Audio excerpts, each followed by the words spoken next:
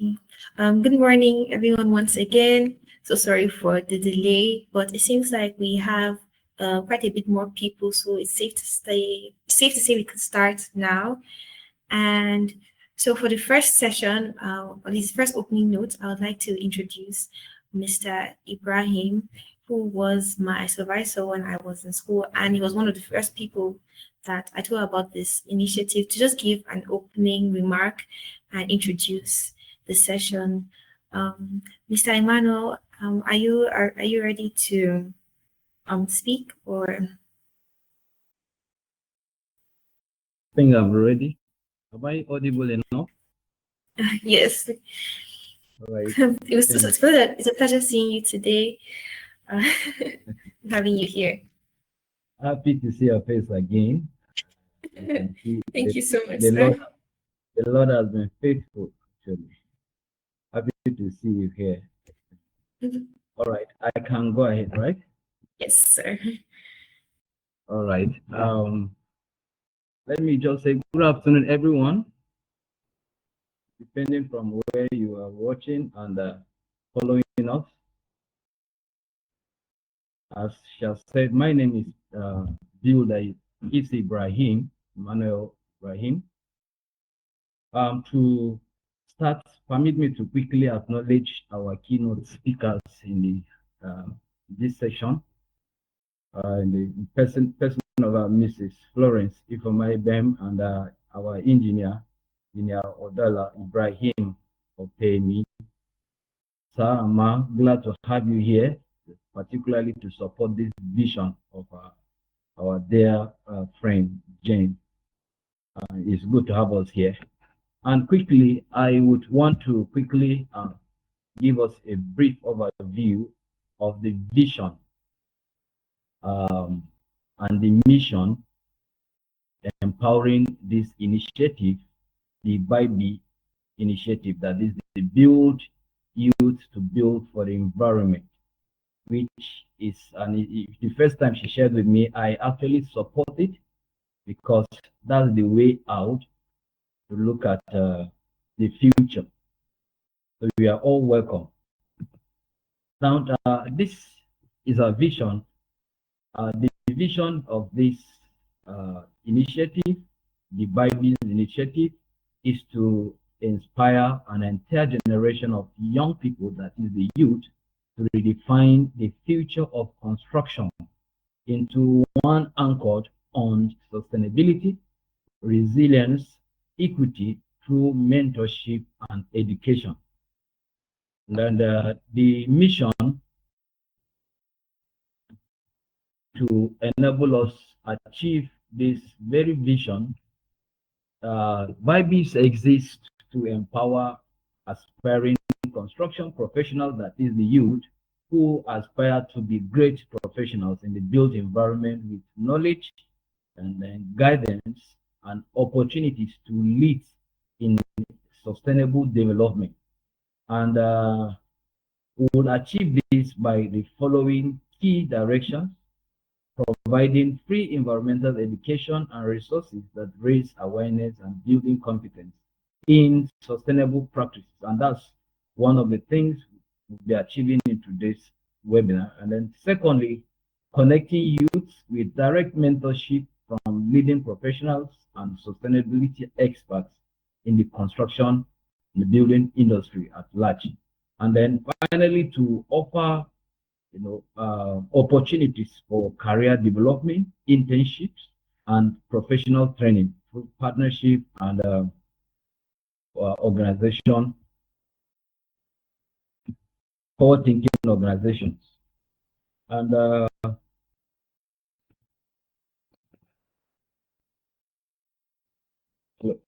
all right.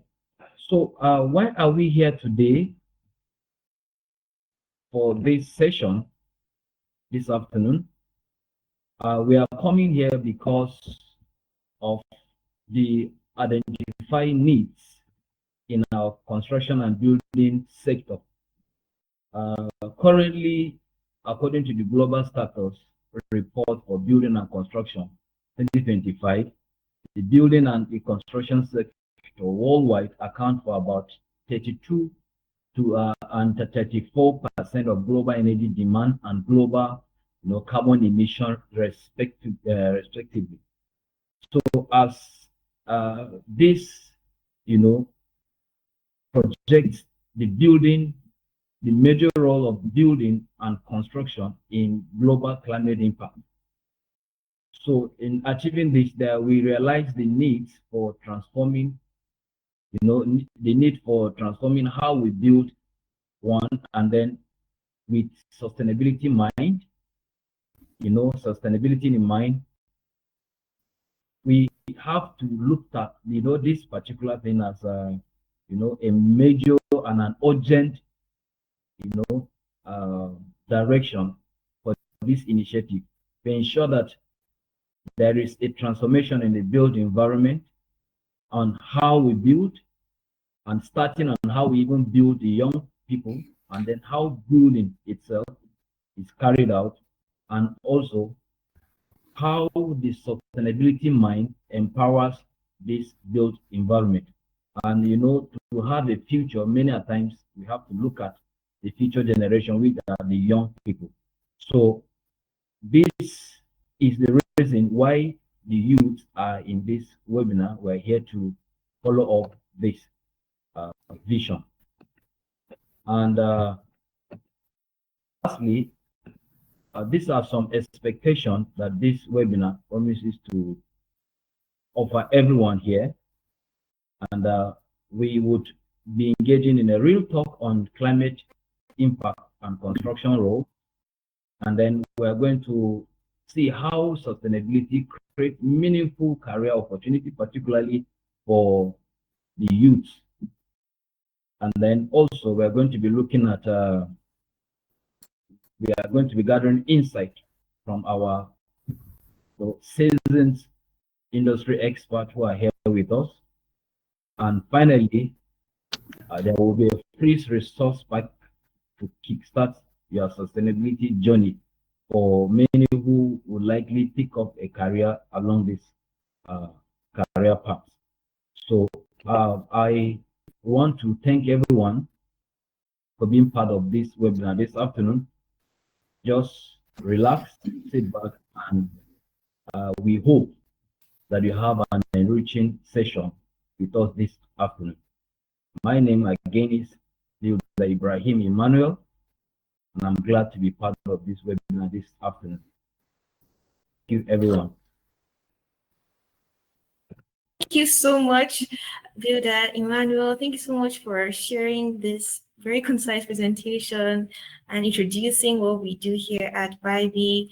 And just to write off that and really just point out why we are here is because, I'm sorry, just 1 second. Just to really emphasize why we are here at BIB is because we have seen an issue of, I've seen an issue of accessing sound mentorship for young professionals because, as you know, sustainable construction is still a new concept or a new topic in Nigeria, and our curriculums are yet to catch up with that. And as we know, and as Ibrahim has emphasized, that this is a very important thing that we cannot miss out on. So that's why we're here, and that is why we are doing what we're doing today with this wonderful seminar. And so now to usher into the next session, where we will be hearing directly from our speaker, Mrs. Florence Ibe, where she will be presenting to us. She'll be presenting to us her session, which is titled Assessing the Impact of Sustainable Construction. And as she sets up her screen, I would be reading a quick introduction of who she is and her career. Mrs. Ibe, can you share your screen and everything? Sorry. Hello, I think your microphone is off. Yeah, good afternoon, everyone. Good afternoon. So as she sets up her slides on the screen, I'll just make a quick introduction. Mrs. Ifeoma Florence is an accomplished environmental scientist with an expertise in environmental management, sustainability, leadership, and impact assessment. And she holds a master's degree in energy and environmental management from Glasgow, Caledonian University in the UK, and has a background in geology. Currently, she serves as a senior environmental scientist as a senior environmental scientist. Ifeoma excels in leading environmental and social impact assessments, environmental audits, and developing environmental management plans for large-scale projects. Her professional commitment stems from a dedication to integrating environmental policies with business strategy, ensuring regulatory compliance, passionately promoting sustainable development. She also designs and leads advocacy campaigns addressing critical issues like climate change, biodiversity, conservation, and pollution, reflecting her drive to make a tangible policy influencing impact on the planet's future. Thank you so much, Mrs. Ifeoma. Are you set to present? Yes, I am. Thank you very much for. Okay. I don't know if I'm audible enough. Is this fine? Yes, I believe you are. If anyone is having issues, just drop a reaction. I believe you're audible enough. Okay. Thank you very much. It's so lovely to be on this platform this afternoon. So in the vision of this platform, I'm going to be talking on assessing the impacts of unsustainable construction. And as she has introduced, my name is Mrs. Florence Ibe, an environmental and sustainability advocate. Today we're going to be looking at introduction, environmental impacts, social and health impacts of unsustainable construction practices, and finally the conclusion. So if I'm not audible at any point, please just notify me. Thank you. So sustainable construction is mostly seen as an optional addition. Like it's not, people don't really see the value in including sustainability in their construction practices. So, but now due to the rate at which climate change is occurring everywhere in the world, we are now looking into how the construction sector is actually affecting the global climate system. So now we are now shifting the idea from like building for the present to building for resilience instead. And unknown to some construction practitioners, they actually don't know that building for resilience, like including sustainability into their construction practices, actually help to keep a project life cycle longer, And these unsustainable construction practices that they practice actually create like a complex web of environmental damage, social and health impacts. They contribute to resource depletion, climate change, pollution, and natural disasters. So we are going to look at the environmental impacts of this unsustainable construction. And this impact actually causes severe ecological damage, significant contributions to climate change, pollution, and natural disasters. But we're going to be looking at it in 4 aspects: climate change and atmospheric impacts, resource depletion and material consumption, pollution and waste generation, and hydrological impacts.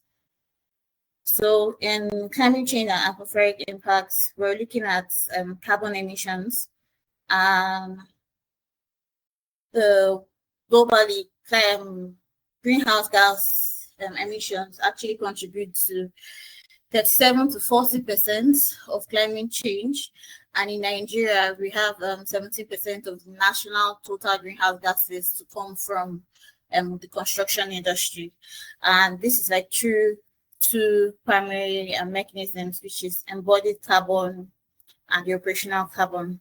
So embodied carbon, those are the greenhouse gas emissions that come from extraction of raw materials, processing them, transporting them to the sites.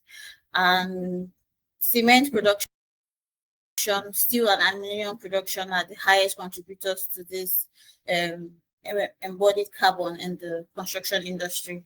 So this is due to, for like cement production, this is due to the chemical breakdown of calcin, which is called calcination, and fossil fuel burning of the clean heat for the cement production. And in steel and aluminium, it's also the same thing, the whole production, and also the whole, most industries, most steel and aluminum industries, they actually deal with fossil fuel as their source of power. So which is also a very high contribution to greenhouse gas emissions. So we also have operational carbon. Operational carbon, this is like when the whole construction is being completed, and because of the poor decisions that was made by the constructors, they tend to use low quality insulation, single panel windows, thermal bridgings that will end up leading to significant heat loss or gain, and they require high energy consumption for heating, ventilation, and air conditioning. So all this high energy consumption, because of the way Nigeria is today, we are relying on fossil fuel. So definitely all this, because of their low quality of building materials, we'll have to now solicit for high energy consumption mechanisms such as our AC, our heaters, our source of comfort in our homes. So we look at resource depletion and material consumption. So the large consumption of non-renewable materials. So construction sector actually use non-renewable materials a lot, such as aggregates and metals. They also deal with renewable materials such as wood and water. Although they are renewable, but the rate at which the construction sector is extracting and consuming such renewable materials, it actually overpowers the means and the ability for nature to actually replenish such renewable materials back. So that's why there is resource depletion coming from the construction sector. And riverbed dredging, unregulated sand and gravel dredging stabilizes the river system. They destroy the habitats, the lower groundwater levels, they trigger bank collapses, and it's very seen mostly in all these riverine areas, especially in the southern part of Nigeria. Also, over extraction of sand, and groundwater in coastal areas actually creates pathways for all these saline waters to migrate into fresh water aquifers. And these aquifers are, in Nigeria, we usually invest more in borehole drillings and wells than usually streams and rivers. But unknown to us that some of these construction practices actually create pathways for saline water to enter into our groundwater, and they end up contaminating our boreholes and our wells, which will be unsuitable for drinking and also for our agricultural practices. The construction industry also consume at least 1/6 of the global freshwater. They cost 1/6 of the global freshwater withdrawals in the world. And especially areas that's in Nigeria that's water stress, which is the northern part of Nigeria. The geographical nature of that place is they have water scarcity most of the time, and using the little water they can get around that region for construction, it actually consumes a lot from them, because they also deal in agriculture and household consumptions. So some construction practices happening in the north are actually reducing the amount of water that is meant for other, livelihood practices. So it intensifies scarcity, it amplifies, local vulnerabilities, and strains communities' water security. So if you look at deforestation and biodiversity loss, usually lands are being cleared for new construction practices. Animals are being chased, are being distorted of their homes and their source of survival. So also timber is also extracted. Even lands are also cleared for mining activities too, because of the raw materials we use in construction these days. So this actually displays a lot of biodiversity that in that region. It also releases stored carbon. Most of some trees in our ecosystem actually sequestrate carbon. They store carbon beneath the earth and the earth surface, beneath the earth surface. And this carbon, when timber is logged off, trees are cut, animals are dispersed everywhere. This carbon is then released to the atmosphere, which is also increasing our greenhouse gas emissions. And it end up accelerating environmental degradation. So we look at pollution and waste generation. So unsustainable practices generate pollution across air, water, and land system, and it impacts our local ecosystems and human health. So in air pollution, we look at particulate matter that comes from demolition, excavation, material mixing, even extracting of raw materials also releases particulate matters. And some of these particulate matters have harmful crystalline silica, which also contributes to urban smog and severe respiratory diseases. We also have VOCs, which are gotten from paints, adhesives, and sealants. And without proper control, they actually contribute to ground level ozone formation, even acid rain, and just it pollutes our air that we even breathe indoors. So it's actually a very heavy pollutant to us. Then we look at water and soil contamination. We have, during constructions, most of the wastewater, if they are not like very managed or very contained in a designated area, they can run off carrying sediments, oils, heavy metals, and even cement into our drains and our local waterways, which is also causes water pollution, and it affects our agricultural irrigation practices. It affects our drinking water and even wild animals. It affects their source of livelihood too. Then it also increases the stability of water and also alters soil chemical composition, because some of this water, if they rest on a permeable soil, is going to infiltrate into the soil, and in the more later future, in like years to come, it will end up, these chemicals can end up entering into our groundwater and aquifer and contaminate the aquifer and get stored up there. And if you want to use that water for future practices, maybe new development come around that area, we'll find out that water is not feasible for us to be able to consume. So we have soil degradation, the construction activities, the heavy machinery used, and temporary storage. It can also compact the soil, reducing its permeability and agricultural productivity. It will also reduce soil quality of that whole area, because waste management wasn't taken very seriously during the construction practices. So we have the construction and demolition debris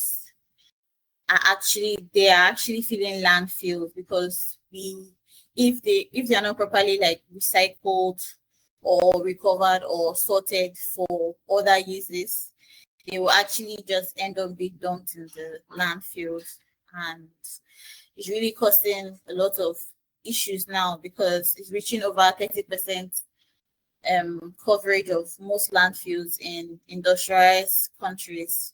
And these landfills, they're not only consuming valuable land, but also results in loss of high value materials that can be recycled. That's why waste management is actually important in the construction industry. So the hydrological impacts of unsustainable construction. So in Nigeria, for example, in Lagos, that they have wetlands and mangroves. Most Lagos houses, all these Lagos islands, their mangroves are usually cut down or removed, and sand fields to build real estates that end up being prone to severe floods every year. Building around the natural waterways is actually very detrimental because it causes flood and erosion. So impervious surfaces, which are surfaces that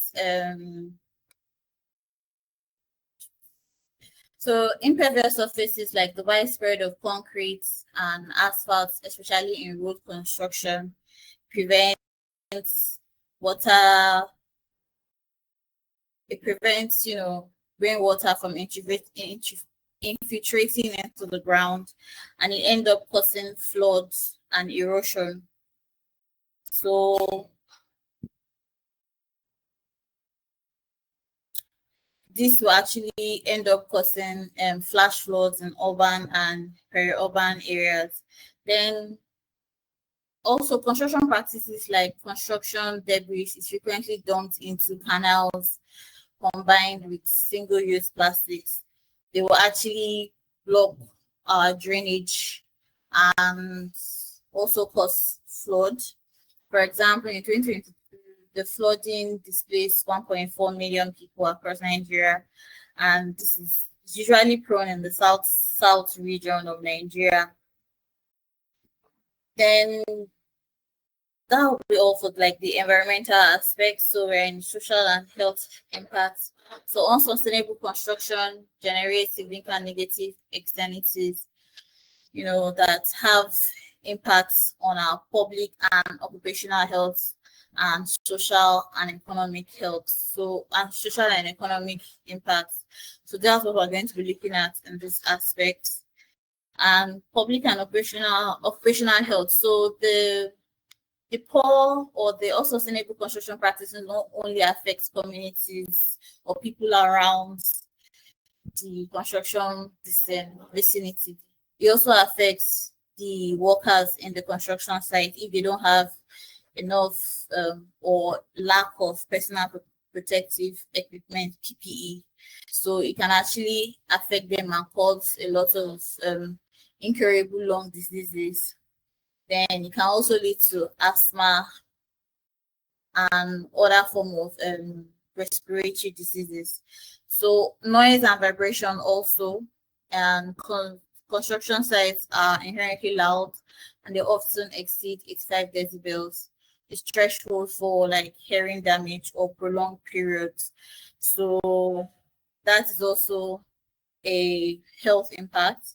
Then waterborne vector disease. So construction sites that often have stagnant waters, or discarded tires becomes breeding ground for disease-carrying insects, and flooding caused by construction block drains spread cholera and typhoid into surrounding communities of such construction sites.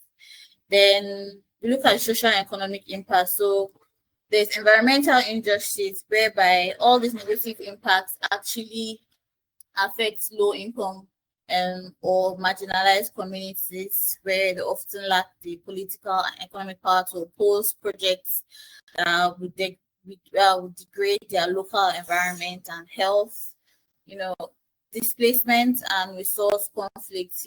Some large projects like dam, highways actually lead to the forced displacement of communities, including the indigenous people of that community. They actually, provide some sort of CSR and socioeconomic alternatives to indigenous people of that area. and this can disrupt their traditional livelihood and cultural heritage. So also labor practices, even though it creates jobs, unsustainable practices can sometimes be linked to poor labor conditions, low wages, and unsafe working environments, particularly in supply chains for raw materials, and especially in developed countries or in developing countries. Sorry. So also unsustainable practices, and the unsustainable practices, they rely very well on virgin materials because the waste management section of recycling and reuse is not really inherent in the construction industry. So this reliance on finite virgin materials actually exposes construction industry to significant risks, including rising costs, price volatility, and disruption across the global supply chains. So, having spoken about the environmental, social, and health impact, it's actually evidence that the unsustainable construction practices are actually driving environmental degradation, social inequity, and health impacts. And understanding that these impacts are real and they're there to affect us both environmental, social, and economical is actually a first step towards engineering solutions to such practices. So that'll be all for me, and thank you very much. Thank you so much for that amazing presentation. As she had pointed out, there are so many things that most of the time we don't really think about, and that most people are building our infrastructure and everything. You think that it's just one and done. As you build it, there's nothing else. But then it has a series of repercussions that we experience in real time, just like the situation with Lagos and the floods that we always hear about every single year. It's not a mistake, it's a consequence. And it would be highly ignorant of us not to take the right action after hearing all these things. I don't know about you. I don't know, but if you're impacted, please just share a reaction because that was a wonderful presentation. Thank you so much, Mrs. Ifeoma. It was amazing because you really spoke on the issues that we tend to ignore so easily, our resources, because resources are not infinite. They finish, and the effect on our environment and our society, our daily lives, it's really something else. So thank you so much. And if you have any questions for her, please just type them out in the Q&A button over there on the console. And now I would put up a poll now, because after hearing so much, I would like to know what your thoughts are on the necessity of sustainable construction. So there's a poll that will be on your screen. Please just give it an answer as I introduce our next session, which will be led by Engineer Oduola, who would really tell us the solution, the way out, and what we can do now. So let me just introduce him as he sets up his screen. And yes. Good morning. Engineer Oduola, can you hear?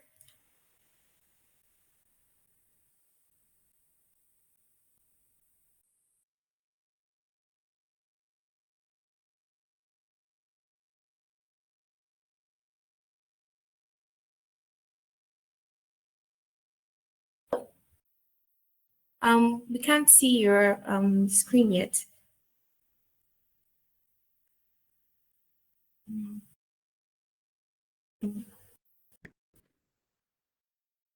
Oh, I think good afternoon, everyone.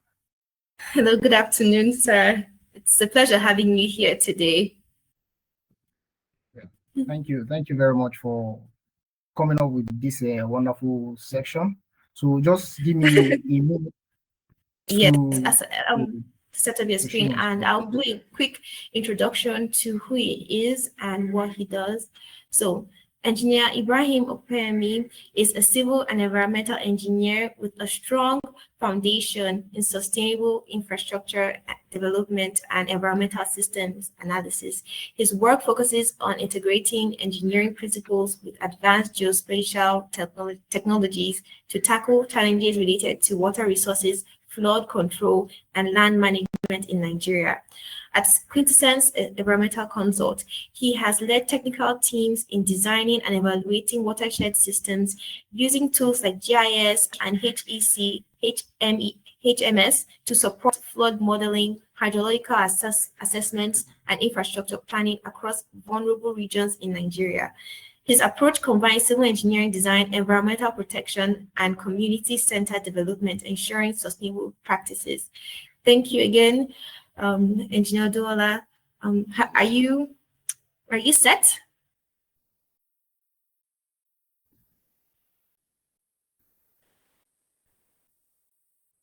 Okay, we'll just give him a few minutes to set up his slides. So,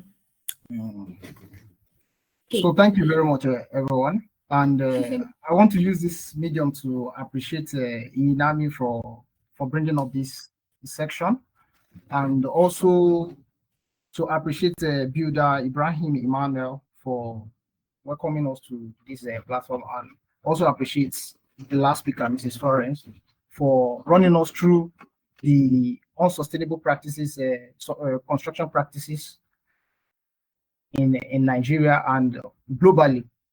So on my own case, I would like to just run us through the solutions. What are the things we can actually do to mitigate all these unsustainable construction practices? And as I have on my outline, I have I would like to be a bit in haste because I'm actually going for a prayer program, and which will be in some minutes time. So please bear with me. Oh no, we completely understand, sir. All right.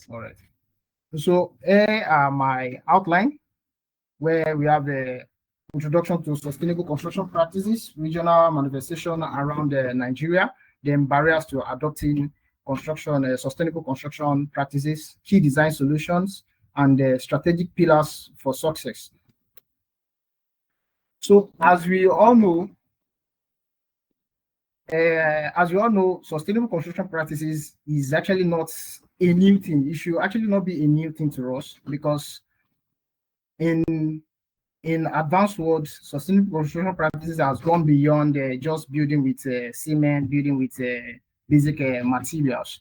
So I would say, in a layman's understanding, that sustainable construction practices is just a way of creating resource-efficient and environmentally responsible structures throughout a building's life cycle. So what I mean by building's life cycle, it has to be from the design stage, the design of your building, right to the construction, the operation, and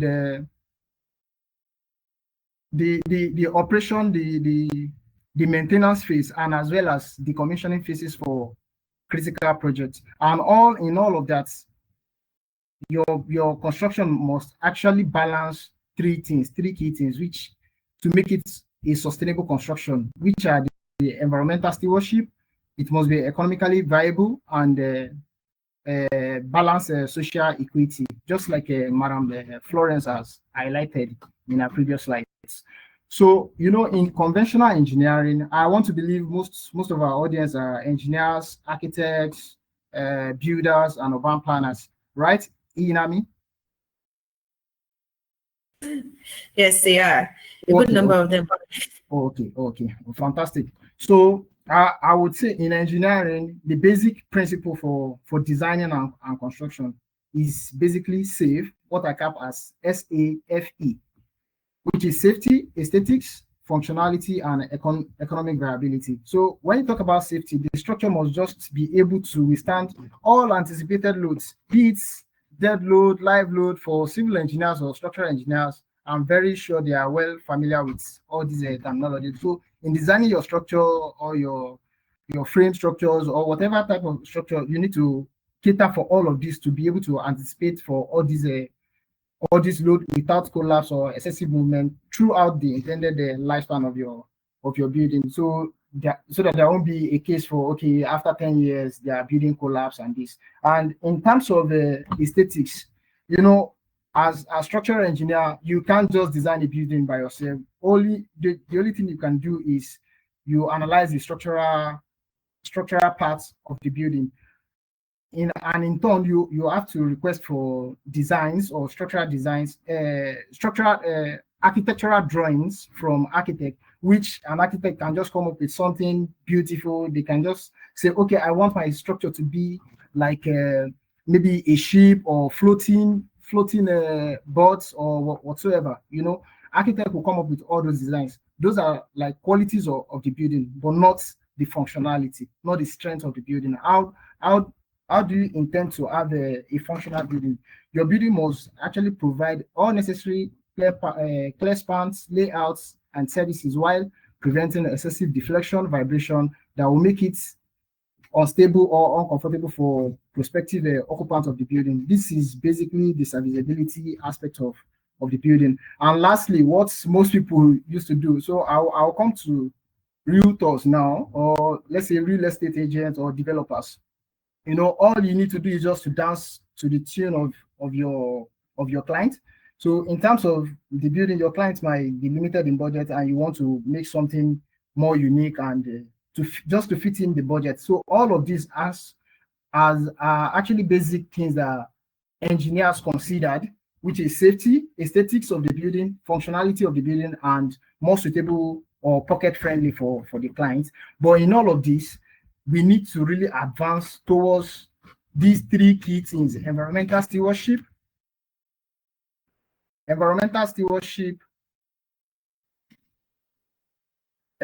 economic viability, then social case. So in terms of economic viability, so we need to talk about the profitability values of the structures. So you can imagine adopting green buildings. This can actually reduce energy and water bill by 30% annually by offsetting initial investment costs within 5 to 10 years. So you can imagine saving, having operational savings over the years. Before construction, you might actually think about, okay, this will cost me a lot, but if you really invest in it, in the long run, you reap it. So in terms of all these higher property values, for example, now all these certified green buildings, they actually command the higher rentals premium, which have lower vacancy rates in prime locations like VI. I'm very sure some of us are familiar with VI Ikoyi, and as well as places like Metama in Abuja here. So, and in turn, it's actually also provide job opportunities. Imagine developing local supply chains and sustainable materials, and venturing into sustainable materials like bamboo processing and engineered concrete. With this, you provide jobs for local people around your site. Then, in terms of the social case, this has to come in handy in respect to community and community health in particular. So you can imagine having trying to construct a building, having designed your building, and the building is well designed, but in terms of construction, you engage some structural engineers that they left out something like, let's say, for example, DPC. What they call DPC is downproof course or downproof membrane. This is actually used to reduce water infiltration from groundwater infiltration into your walls. So you can imagine during the operational phase of your building, when people are living there, there will be capillary rise of water from the ground straight down to your wall, and which in turn can also cause mold. Yes, it will cause mold, and this can actually lead to sick building syndrome, and most importantly, sometimes leads to respiratory issues. And I'm very sure a lot of businesses are actually undergoing that, which is something we really need to key into. Then in terms of the productivity boost, imagine having access to natural light or biophilic designs where you were able to not a confined environment, not confined structure. Most of the modern buildings you see around there now, they build them as if they are warehouse. No, let's have designs that can speak to proper ventilation, proper nature view.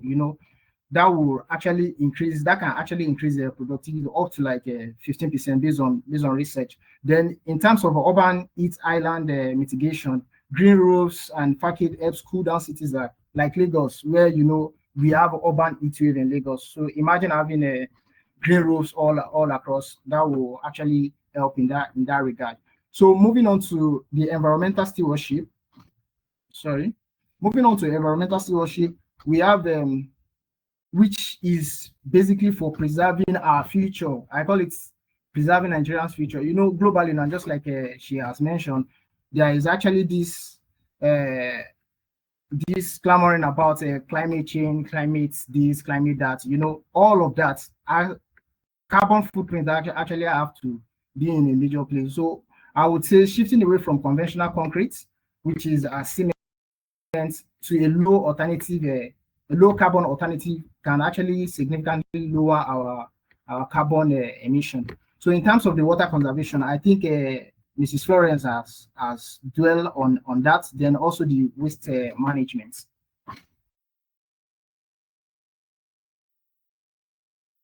Sorry, I don't know if I'm still audible enough or my network is breaking, because I'm quite not sure if my network. Oh, you're very audible. Okay, fantastic. So moving on to the reality check.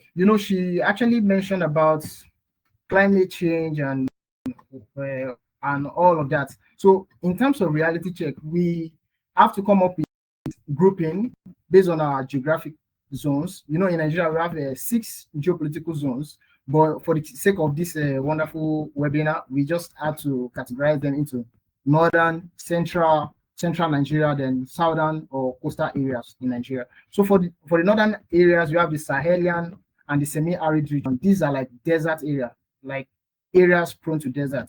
So you can imagine the issues around the northern part of Nigeria. We have droughts and desertification, then decreasing rainfall and increasing temperature. You can imagine places like Sokoto, whereby they experience only maybe 4 to 5 months rainfall. If they have 5 months rainfall, that's like great blessings to people there, to people in Sokoto, Katsina, and the rest of them, compared to the down south, where we have almost every month rainfall. So how does this link to sustainable construction? A lack of sustainable water harvesting or management in design, as well as a reliance on conventional building materials that are poorly insulated against extreme heat, can actually lead to higher energy demand, just like Mrs. Florence has highlighted for us.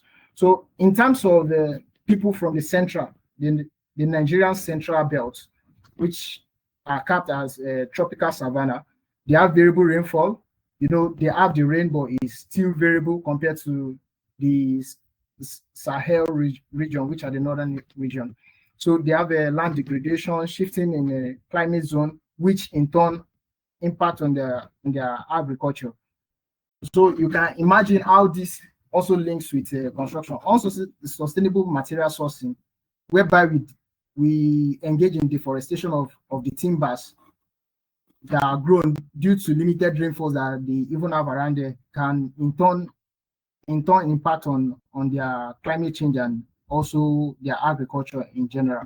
So moving on to the south, which you have the coastal areas, you can imagine areas where they are prone to flooding. Those are like areas that are very close to maybe the sea, the coastal areas in general. So you can imagine areas like the Niger Delta region, where they are actually streets, rivers, and some other relative water bodies. So these people are prone to sea level rise, and you can't in determining your nature of your you can't just suggest the type of structures or foundation that you intend to build in areas like Port Harcourt, and you want to build similar thing in Kano State. So in selecting your foundation, for example, now you need to involve geotechnical engineers, whereby they do soil bearing capacity. Because before you even start construction, you have to do your design, and before you do your design, you need SBC, soil bearing capacity, to check the nature of the soil to improve your design. So you can imagine where you are supposed to engage in raft or pile foundation, and you are building a straight foundation there. the building is actually have higher chance of collapsing in future. So these are like the basic examples around our regions. So for current landscape, I think I would want to skip this part because it has been mentioned already by, I think, Builder Ibrahim, and I'll just round it up with Nigeria actually faces dual challenge that we were actually almost everyone is aware of, which is meeting up with massive infrastructural demand in our blooming population while mitigating significant environmental degradation. So all of these are actually have play critical roles in our sustainable construction. So what are the barriers to adopting sustainable constructions? We have a lack of awareness. So I'll call it lack of awareness. You know, there's this perception gaps that exist where developers and clients view green buildings or sustainable buildings as luxury rather than necessity or smart investment for the future. So this actually this is actually the perspective of most people. So you can also imagine the belief of green building cost 20 to 30% is outdated. With local materials, the premium is often negligible and non-existent. So they perceive a high cost in most cases. So for the third point, which is policy enforcement, while we have our building codes, even though I would say Nigeria, we adopt, for example, now in civil engineering, now we adopt BS code, British Standard Code, for most of our designs. And part of what we can actually do is to come up with our own unique code to tackle all of these unsustainable construction practices. So moving on to the key design and solutions, just like I've mentioned earlier, life cycle of carbon reduction, we need to focus on reducing operational carbon and embodied carbon. What do I mean by operational carbon? Those are carbon emitted through our during our construction, even during the construction and our operational phase, through energy efficiency and also through our material choice. So in terms of material choice, we need to prioritize local, renewable, and low impact materials like bamboos, recycled aggregates, then compressed earth, then thereby reducing carbon footprint from transportation and manufacturing. So in terms of resilience and adaptation, designing is not just for sustainability, but for resilience and ability for us to withstand, and recover from climate-induced stress. So just like I mentioned earlier, your choice of foundation and how you place your foundation actually matters based on certain regions. So in terms of water conservation, I think Madam Florence too also mentioned something regarding water conservation. So thereby implementing rainwater harvesting, green recycling, then water efficiency fixtures to conserve our precious resources basically in our drought prone areas. So, and lastly, we need to incorporate passive designs, whereby we need to start designing our buildings to harness natural elements. And thankfully, Nigeria is actually embracing that. You know, virtually some houses, rather, I would say some houses now incorporate, even if it is 2 kilowatts solar, some people are actually adopting that most recently. But if you come to urban areas like Accra and some parts in Lagos too, you see all of this in place. Then also, so you can imagine having put all of this together, sustainable construction is not just an environmental cost, it's actually an economic opportunity that can lead to low operational costs, higher property values, job creation and healthier environment for prospective occupants of your buildings. So I would just like to run us through a notable examples that are practicing sustainable constructions that have been done in Nigeria. So I have two of them here. So why do we select these two? These are like the pioneer pioneer structures that attain leadership in energy and environmental design. They call it LEED certification, or some call it EDGE. So the first one is Heritage Place in Lagos, which is the first LEED certified. This particular building, at my top left corner, it's actually located in Ikoyi. And one of the key features about this building was that as at 2025 now, it has been able to achieve up to 30 to 40% reduction in energy use through motion censored and high efficiency glazing. And in terms of their water use, they recycle their water for irrigation and use rainwater harvesting system. And lastly, their smart design orientation minimizes solar heat gain while maximizing natural light, just like what we've been discussing. So for the second one, we have a Nestor Tower in VI in Lagos also. So this particular building actually uses a masterpiece that combines luxury with sustainability. You know, I think everyone is well familiar with Lagos with smaller land, but in this case, they were able to maximize. Maximize this dense populated area in VI, and integrate residential and office space together. And most importantly, they were able to recycle and regionally source their material during the construction of this particular building, and which in turn serve as sustainable construction practices. So what are the strategic pillars for adopting sustainable construction practices? So I would say to every one of us here, the prospective builders, the architect, the engineers, and every other person present. So we are actually the next generation to move from this philosophy of, okay, I can build a structure, just give me money, I can get this done in 4 months, 10-story building, 50 units in 10 months, I can get it done. From that to building right. How do we build right? And what do I mean by building right is by catering for all these sustainability parameters, which is economic viability, which is environmental, then social equity. So to achieve all of this, you have to adopt technology and data, like utilizing BIM, which is Building Information Modeling System, to track and minimize waste, predict energy performance, and model resilience scenario, even during your design and operational phases.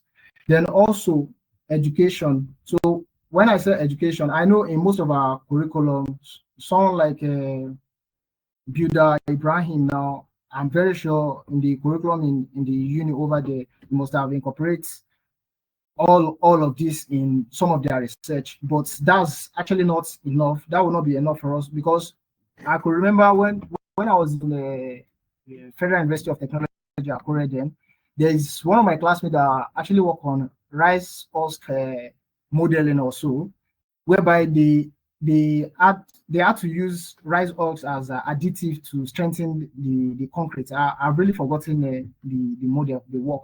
So you know, all of these are like research work within the institution, but are we really practicing it in real life? You know, if you talk about replacement of reinforcement, because I saw something online some years ago whereby I think is in India or China, whereby they used bamboo as reinforcement, but you know, they tag it as sustainable construction. But are these things really sustainable in Nigeria? If they are really sustainable, why are we not doing it? You understand? So moving on to local innovation, we should actually invest in indigenous materials like laterites, then bamboo to replace the import.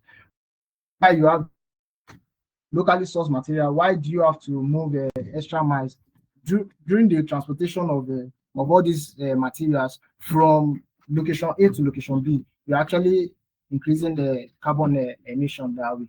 Then adoption of the emerging trend, just like I've mentioned, standardizing solar panels on every new buildings and innovation of the smart cities. You know, I think we have a smart city in Lagos. I've forgotten the name. You just keep in mind. There's this smart city in Lagos. It's just like a prototype of the one in Dubai. Then also policy reform, we need to actually enforce our national building code to introduce tax rebate for leadership in energy and environmental design, and also EDGE certified projects. So my message to every one of us in this webinar is, as practitioners or prospective practitioners, is that the construction industry is actually at a crossroad. Can we continue down this path of resource depletion and vulnerability, or we can choose the path of sustainability and resilience? So in 5 years, the built environment will be defined by the choices we make. And the case for sustainable construction is not just about saving the planet or saving Nigeria. It is about building safer, healthier, and more economically secured future for ourselves. So thank you very much, everyone, for listening. Thank you so much, Engineer Oduola. That was a very impactful session, and you really touched on the topics that we really needed to address, like the need for domestic research and development, and a reform in our curriculum to accommodate these things, because we cannot leave them in the back of our minds, and we have to bring it to the forefront and train the next generation of professionals to start designing with these things in mind. And it's really, really amazing. And you made some references to some projects across Nigeria and that have reached these standards and were able to at least break the barriers, some of the barriers about what a sustainable building can be and what it can't be. And I mean, it's really amazing. And I wanted to ask, at least bring a project that that recently was completed to your attention. I'm sure you probably heard of it, the Museum of West African Modern Arts in Benin. And I feel like that's a very good example of another like sustainable building. What do you think about that? Yeah, you know, when you talk about sustainable construction in general, it has to be with those environmental parameters that are actually put in place. Just like I highlighted, how did they start the construction? For example, you know, there's this World Cup that was played some years ago, I think 2 years ago, hosted by Qatar, and there is this particular structure, a structured stadium. How do these people even come about it? They engage local people in the construction. In that way, they create employment for those guys. You understand? So in turn, those people were able to adopt local labors. They made sure they avoid the carbon emission as much as possible. And in terms of the safety, the buildings are actually stable, are actually safe for the event. So in regard to the structure you are talking about, so I believe they also carried out all these activities. And you know, if for a kind of building like that to be certified by LEED or EDGE, that means they must have done the needful in turn. And there's a question here that someone asked. I think you almost even kind of answered it at this point, where the person is asking about what do you feel is the immediate steps that can be taken to encourage sustainable building practices among building practitioners and the general population, and what can we all do in our own small ways to move this cause forward?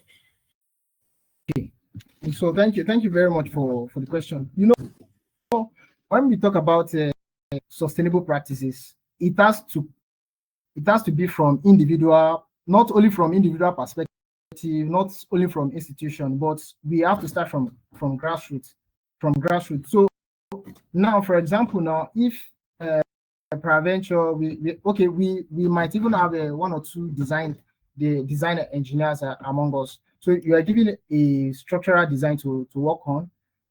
There are basic rules that you need to put in place, and in terms of our institution, just like I've mentioned already, our institution needs to bring in more. It's not just about research alone, but advocate on top construction companies. You have to start adopting this, because you can imagine someone that come up with alternate material to maybe aggregates. to some aggregate. For example, now let's say instead of using the conventional coarse aggregate, which is the gravel or granite, and someone should come up with maybe palm kernel shell from the research. But how many of our top players, for example, now we have the likes of let's say Julius Vega now, how many of their constructions are actually engaging into all of this? So we need to really put in more advocate on sustainable construction in that regard, and basically from our institution, and as an individual too, you need to start watching. So as an individual too, I think, sorry, it's actually skipped my mind now. So for an individual, I think we need to start leveraging on basic materials, indigenous materials. How imagine you are just a site engineer, you are in charge. When you can easily source for materials very nearby, then you intend to go for a long distance material, to source for materials in a long distance area. In that way, you are actually contributing to more carbon when you can easily get this. I hope I answer your question right. I think you answered the question pretty well. Please, whoever asked the question, you can just drop a reaction if you're satisfied with how it was answered. And we'll have another question for you about, let me see, are there any top-down and government incentives that could improve sustainable construction adoption? Sorry, let me hear the question.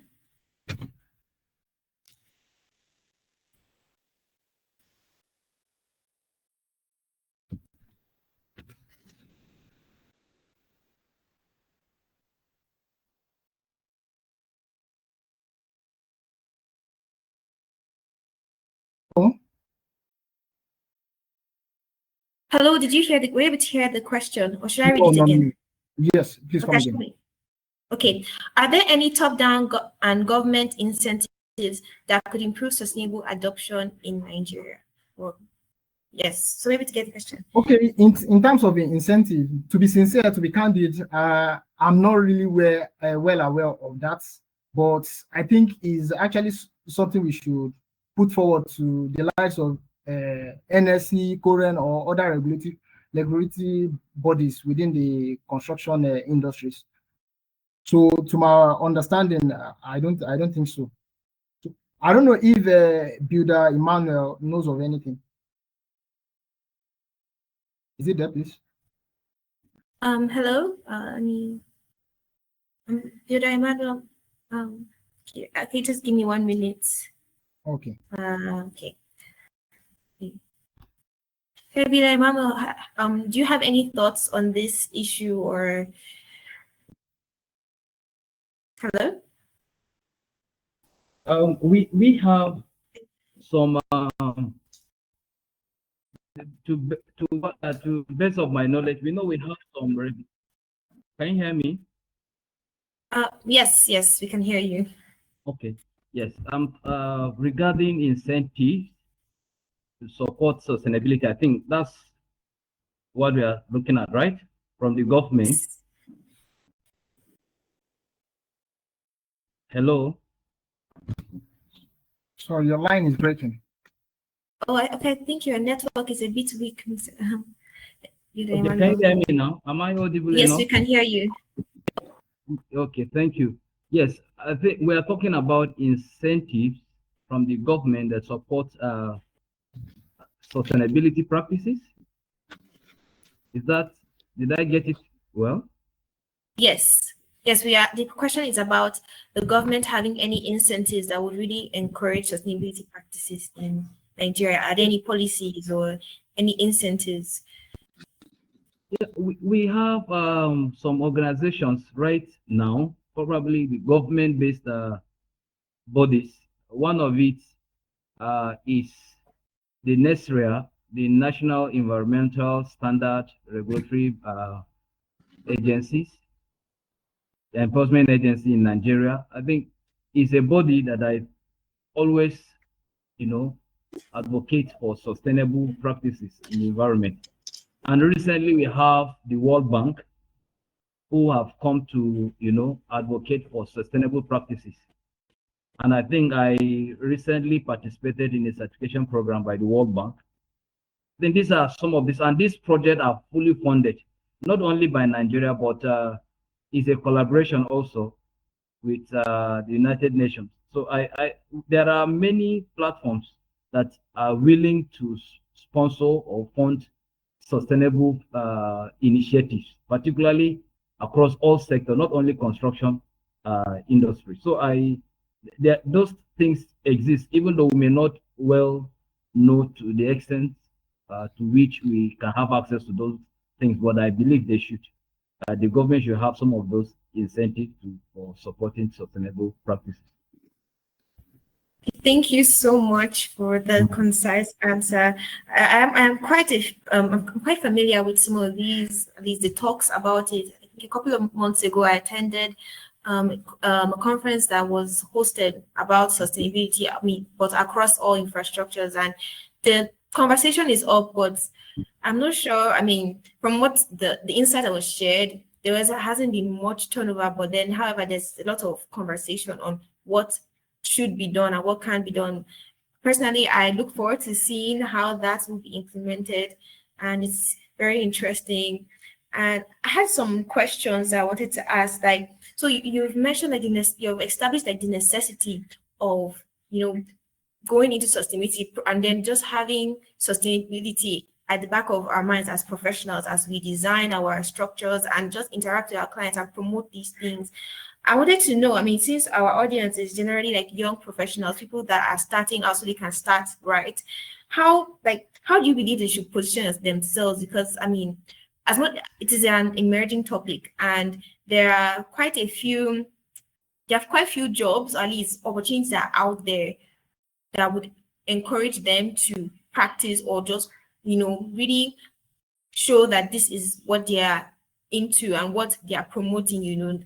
I hope you understand the question that I'm asking. So, like, in summary, how can young professionals present themselves and get opportunities that will allow them to really put these skills and this mindset on display? Because there are a lot of companies that aren't really entertaining it yet due to the barriers that you clearly established during your presentation. So what do you think? What should be done? Thank you. Thank you very much. This is actually interesting. But I don't know if Mrs. Florence is active. If she's active, I would like her to share one or two thoughts regarding that first. Then I'll contribute. Oh, she dropped out from the call a few minutes ago. She said she had an engagement. So okay. So in regarding that, in Nigeria of today now, getting involved in companies or organizations that really wants to hire. And if you check, for example, in environmental companies, in construction companies, there are some basic requirements in your CVs. they do require for HSC, that's a health and safety environment, health, safety and environment. Those are like basic certification requirements, and you can imagine engaging sustainability as part of your activity. So I would say to young professionals to actually take courses on sustainability, not only because you want to be in construction.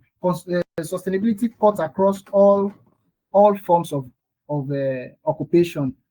Imagine an occupation in Nigeria of today, and even in advanced countries also, because you might even want to delve into maybe scholarship opportunities, and you can easily leverage sustainability to, because I think we have close to 17 SDGs.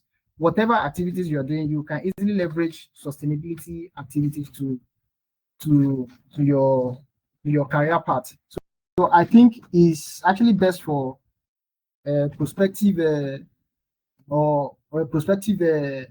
people to actually leverage on courses on sustainability. I think that's a pathway forward, moving forward.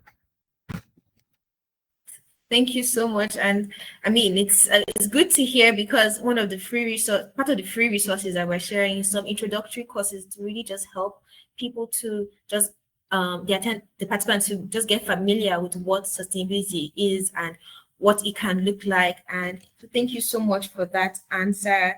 And I was just like thinking, uh, I mean, from your experience, because you work in an environmental organization, right? And you have interacted with so many clients locally who are working on large scale projects. Like how in real time, how have they received your suggestions? Have they seen them as, oh, as outlandish, or have they seen like the suggestions towards a more sustainable outcome? Like how have they really received it in real time? And I'm sure you see there's an opportunity to break through that barrier. Yes. So thank you again. So I would say in terms of, let me just digress to environmental activities of my work. So in terms of embracing sustainability, these are like key requirements for, I think there are more environmental regulation enforcement than the ones in the construction industry, because in environmental space, if you are an environment like us now, we are actually environmental consultants in my organization, and companies or multinationals like, let's say, Dangote, Lafarge, or telecoms companies like MTN, they have to be in compliance with environmental standard, and they have this, just like Builder Emmanuel has said, NESRA, they are like the regulatory bodies in charge of environment. Then we have the Federal Ministry of Environment. Then there's also state regulators for environment. So you can imagine there are about three of environmental sustainability or impact assessment in terms of their assessment. So they need to meet up with those requirements before they can be certified to carry out their operation. Without them meeting up with those requirements, they can easily come and just seal up their facilities. So if you have such in place in terms of a construction industry, I know we have them, but the enforcement is not as strict as the ones in the Ministry of Environment. For example, now if you go down to Lagos too, and you want to engage in, let's say, for example, if you want to do a massive structure, like a very big structure, you have to carry out an environmental impact assessment, and that environmental impact assessment has to carry along at least three regulators. Who are those regulators? The NESRA, the Federal Ministry of Environment, then also the state regulators, which are the Lagos State Environment Protection Agency, LASEPA. Yeah. So you can imagine they have this force from government regulators that can easily make them or enforce them to abide by those rules and regulations. So without it, you can't even start your structure. So you can imagine, so checking for environmental impact assessments report. So all of those reports to highlight the potential impact, the associated impact during your construction, the construction operational phase, even as well as the commissioning phase. For example, if they commission the entire project, you still have to get an assessment report. So all of this actually come in place because there are regulators to enforce that. So I don't know if I answer your question correctly. Thank you very much. It was sorry, thank you very much. That was very clear and concise answer. Let me think. Thank you so much. Sorry, there's a bit technical issue. Sorry. So thanks so much for the concise answer. I'm so sorry for holding you up. I understand you have your prayers coming up. So thank you so much. And that was everything for the Q&A section. And it was truly impactful. And so If you have to go now, it's completely understandable. You have really done so much today, Engineer Oduola. So I'd like to just say a big thank you to everyone for being here. Thank you, Engineer Oduola. I thank you so much, Mrs. Florence, even, but she had to drop out of the call earlier. Something urgent came up. It was a really impactful session, and I truly appreciate the effort that you and Mrs. Ibrahim have made to really make an impact in the next generation. And I look forward to seeing more amazing things that you work on and just do. So thank you so much for today. It's been amazing. And thank you so much to Builder Emmanuel Ibrahim, who really took out his time to really introduce us to this. And I truly appreciate you, sir. You really encouraged me, and I'm just really grateful. And to all the participants who are here today, I really hope that you're able to receive something, because there were a lot of impactful things were said throughout the whole session, and we have a bit stretched our time a bit, and I apologize for that. So I really hope that you just take note of everything that has been said and just reflect on it on your own to really understand what you want to do next your career and the next action, the next steps that you would like to take, because there's a world of things to do and a world of change to be made. And thank you so much. And please be on the lookout. We'll be sharing our resources on your email. So thank you so much for being here. Engineer Oduola, would you like to say anything? Mr. Ibrahim, we have like to say anything as we just close this event today?